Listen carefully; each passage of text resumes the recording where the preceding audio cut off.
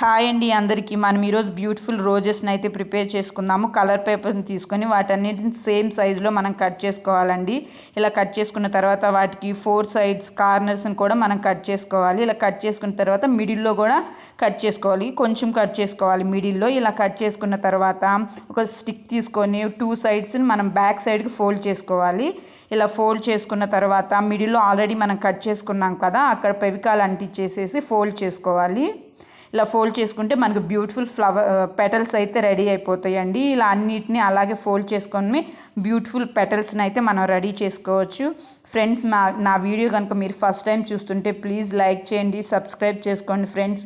మీ ఒక్క లైక్ నాకు ఎంతో బూస్టింగ్ ఇస్తుంది, తర్వాత వీడియోస్ చేయడానికి ఎంకరేజ్మెంట్గా ఉంటుంది ఫ్రెండ్స్. ఇలా మనం గ్రీన్ కలర్ పేపర్ని తీసుకొని దాన్ని స్టిక్ లాగా ప్రిపేర్ చేసుకొని పెటల్స్ అన్నిటిని దానికి అటాచ్ చేయాలి ఫ్రెండ్స్. మనకి రోజ్ షేప్ ఉంటుంది కదా, ఆ షేప్లో వచ్చేటట్టు ఈ పెటల్స్ అన్నిటిని రౌండ్గా మనం అటాచ్ చేస్తూ ఉండాలి. ఇలా అటాచ్ చేసుకుంటే మనకి బ్యూటిఫుల్ రోజ్ అయితే రెడీ అయిపోతుంది.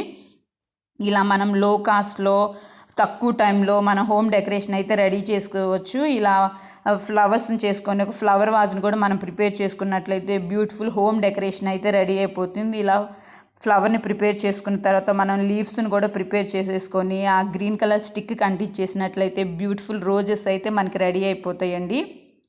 ఇలా మనము తక్కువ కాస్ట్లోనే మన హోమ్ని డెకరేషన్ చేసుకోవచ్చు. ఇలాంటి మరిన్ని వీడియోస్ కోసం ప్లీజ్ లైక్ చేయండి ఫ్రెండ్స్.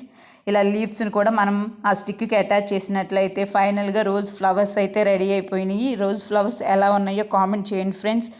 చూడండి రోజ్ ఫ్లవర్స్ ఎంత బాగున్నాయో. వీటికి ఒక ఫ్లవర్ వాజెస్ని కూడా మనం ప్రిపేర్ చేసేసుకొని ఈ ఫ్లవర్స్ని అందులో పెట్టేసుకుంటే మనకి బ్యూటిఫుల్ హోమ్ డెకరేషన్ అయితే రెడీ అయిపోతుంది. ఈ వీడియో నచ్చితే లైక్ చేయండి. Thank you friends.